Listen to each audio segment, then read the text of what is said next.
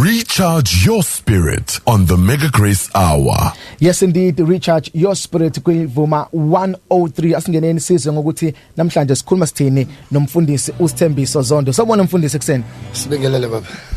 Siyabingelela. Thank you very much ukuthi namhlanje sinawe la e-studio besithi siyakuzama let's see sabona ukuthi akwenzeki siqinisa ukudose ngocingo. Hayi mfethu angisal trust ucingo. Asingabalalelise abalaleli be radio yini umukhuluma ngocingo radio yini silalisa abalaleli radio nabalalele live. Yes, siyabonga ke mfundisi uZondo. Every Monday sohlezi sinawe lesikhuluma nawe. Siyazi ukuthi khona nencwadi oyibhala sokhuluma ngayo mhlawumbe mase sizoqeda ngayo. But namhlanje ngifuna sikhulume ngetopic enamandla kakhulu engicabanga ukuthi nomlaleli weVuma 103 uyayidinga le topic ngendlela emangalisayo. Ngifuna sikhulume ngendaba ethi the truth will set you free, but it will hurt you first.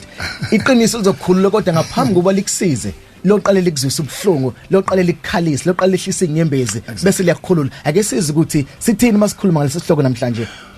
Masikhuluma mfethu ngokuthi the truth will set you free, but it will hurt you first. Sithi kungcono ukuthi ungishaye ngeqiniso. Oh yes. Kunokuthi ungiqabule ungihage ngamanga.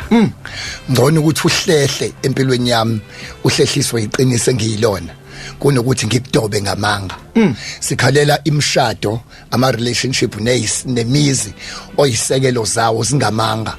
Abaziyo kuzobona encwadini yami ikhona into ethi I wonder why iqiniso lifike late emeetingini kodwa amanga afike early. Umuntu onamanga une airtime une cellphone contract kodwa umuntu oneqiniso no callback. Umuntu onamanga ukhulumizwakale une voice ephezulu kodwa Nkosi yami oneqiniso ukhulumela phansi.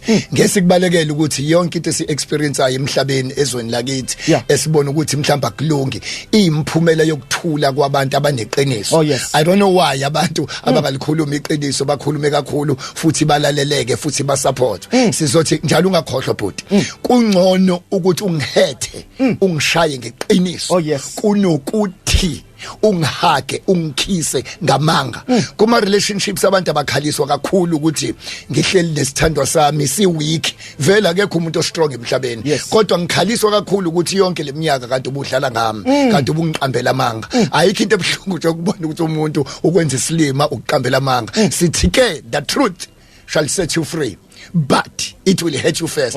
Ngeke wahlukanisa iqiniso nehurt. Kunemndeni nje iphisa yikha kulungi ngoba siyasaba malume ukukutshela ukuthi cha uyabheda ku1 no 2 no 3. Kunengane yethu esisabayo ukuyitshela, kuneboss siyasaba ukumtshela, kunomfundisi siyasaba ukumtshela, kunomuntu siyasaba ukumtshela. Phela uma sizosaba ukuthi uzophuka ngcono singakhulumi ngoba i-truth ne-hurt it goes hand in hand. It works hand in glove. Kungcono ungikhube ungitshela iqiniso nokuthi ungikitaze kanti ngiqambela amanga.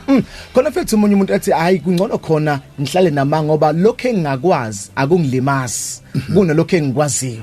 Okay, siyaye sithi ke iqiniso truth ukudla kweyihlakaniphi. Angiphinda again, iqiniso ukudla kweyihlakaniphi. Kodwa nazo kuyofuneka zibe namazinyo strong kodwa amanga iphalishi le iphukuphuku. Angiphinda again. Iqiniso truth ukudla kweyihlakaniphi. Kodwa nazo siyodinga amazinyo strong ukuze silihlafune ngoba iqinisa kulona la any Tom Dick and Harry. Kodwa amanga iphalishi le iphukuphuku. Ngiyasaba mawuzo prefer amanga at the expense of truth. Isayini ukuthi ukhakhayila kalikaqini. Ngicela bonke abantu kuma relationship makunomuntu okhuluma iqiniso wakhuluma iqiniso bakwethu. Ngicela noma udinwa ukhala kodwa ibe khona into ekucomfortayo ukuthi anyway ulikhulumile iqiniso. Njalo encwadini yami ikhona into ethi kungcono ukuyikhulumela kunokubanjwa. Nakhona singene deep futhi ukuthi uma uzoxolisa ngempela uxolisa ngoba ubanjiwe noma uxolisa ngoba wrongini. Ngiphinde futhi kungcono ukuyisholo wena ukuthi sengenza u1 kunokuthi ubanjwe. Mubanjwe uba nolaka njengexoxo futheke ubanjiwe. Mawusuxolisa ke nakhona kubonakala ukuthi uxolisa ngoba ubanjiwe kunomehlo phakathi kumuntu oxolisa ngoba ebanjiwe nomuntu oxolisa ngoba enza into wrong. Eyizela yini sixolisa. Siyoyixoxa ukuhamba kwesikhathi lokho ukuthi njengoba uxolisa baby usuka baby nje uxolisa uxolisa ukuthi ngikubambile noma uxolisa ukuthi ubhekile yini oziphutha yes so xoxa ke lokuthi ukuhlukanisa kanjani ukuxolisa komuntu obanjiwe nokuxolisa komuntu ngoba ngempela enza iphutha umuntu oxolisa enza iphutha it goes straight to your heart it goes straight to your spirit kodwa umuntu oxolisa ngoba ebanjiwe uzomuzwa ukuthi ke ngiyaxolisa ke khona umunye kodwa uyaxolisa usho amagama okuxolisa kodwa ama actions akhe awakhombisi ukuthi uyaxolisa yes yena uyasho ngomlomo ukuthi ngiyaxolisa ngenza iphutha kodwa izenzo zakhe siphambana into akayikhulumayo ukusho phela kungasho nomba nesigebengu siyasho usathana ngasho nesela lingasho liyaxolisa ngoba sometimes kufune kungasho kodwa ungivezele ukuthi uyaxolisa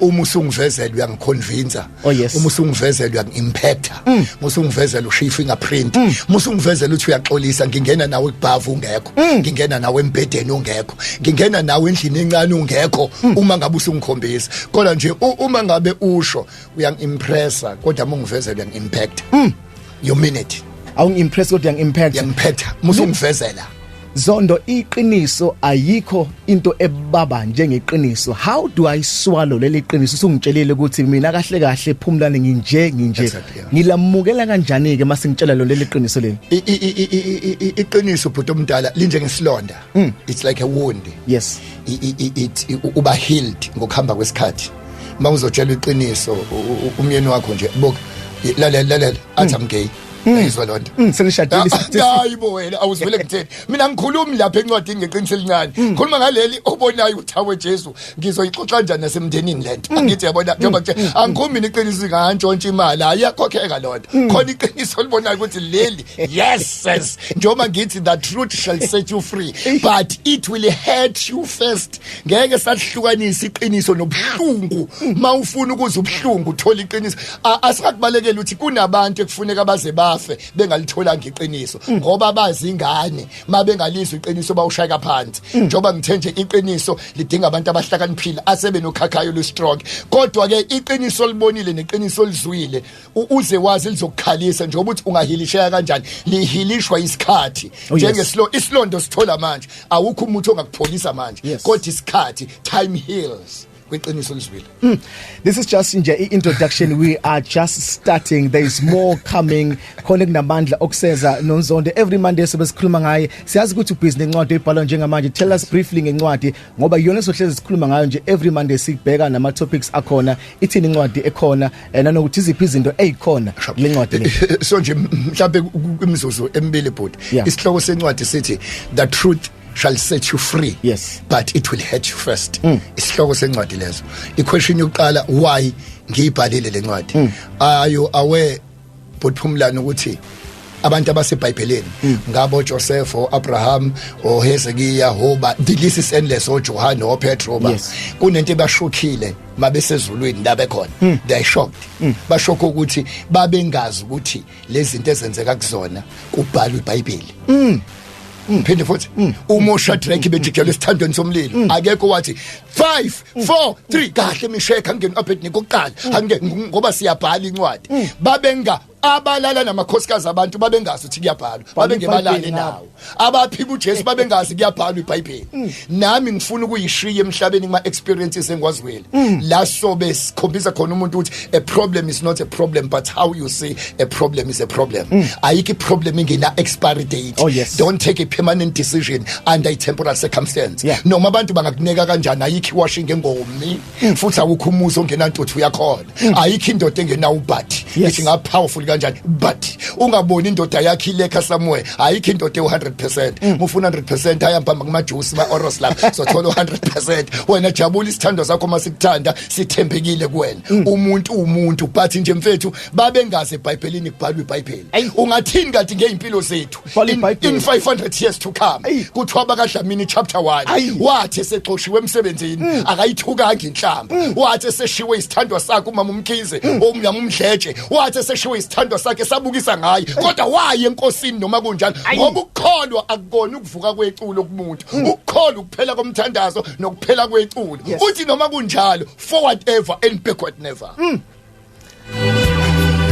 wathi sekumshubela uphumlani kodwa waqhubeka wathi hamba sengivala ekuseni Buti sekubheda sekumshubele sekubheda the clock is against you babengase kubhalwa iBhayibheli ungathini umlaleli usekhaya kanti ngempilo yakho kubhalwa iBhayibheli sebekuvukela abantu bakini sebekuvukela emsebenzini usuqanjelwa amanga the clock is against you ungathini kanti kune camera engabonakala the invisible camera egijima phansi komthunzi welanga nabantu behlaba enyuka nelembe lalingazi kuyabhala no dingane babengazi kuyabhala no president babengazi kuyabhala Madiba bajijela Robben Island abazi kune camera kuyabhalwa futhi asiyazi generation ezophila emva kwethu after 2000 years ekuyobe sekubhala ukuthi kwaphila abantu abama human beings aswazi ama beings ayoze emva kwethu incwadi ke ngiyibhalile ngibhala ngama experiences ngibhalwa ngendlela uNkulunkulu angibhulele ngayo impilo ngifuna ukuyishiya I want to leave a mark la ngizoyiqhenya nithi a black man with a flat nose ibhale a book that was never written before I will walk the walk talk a talk sing a song not impress but to impact ngifuna ukushiya mark I fingerprint it's a godly best revenge engizoyenza kumuntu okwangikhuluma kambi on earth ngale ncwadi. Alright, every Monday sobe sinawe la ngo5:30 ngiyazi ukuthi ayikunento enamandla ezoqhuma kunebhomu ezoqhuma sobe sigijima nayo lencwadi le ekafundisa uZondo. Thank you very much. Bafuna ukucontact umfundisi ngenxa isikhathi kubenza kanjani bakuthola ngoba kuhlangana nawe kanjani? Asi SMSelani kule number shayeleni kule number it is 066 yes 053 0791 angiphinda again 066 053 0791 ngizwile mngani wami uthi nominate oh yes asivote mngani wami kuma social network yethu asijikjela inamba sikuvotela uNkulunkulu abe nawo but ungibongele emsakazweni iVuma FM 103 ungibongele kubaphathi. Thank you very much. So banawe futhi noma kanjani next week Monday ngo5:30 sobe sinawe sobe sikhuluma nje ngale ncwadi the truth shall set you free. Yes, but it will hurt you first. That was mfundisi uSithembiso Zondo so banaye every Monday ngo5:30 kwiVuma 103. Good morning Mega Grace Nation. When I return I'll be checking out your messages on 065 933 717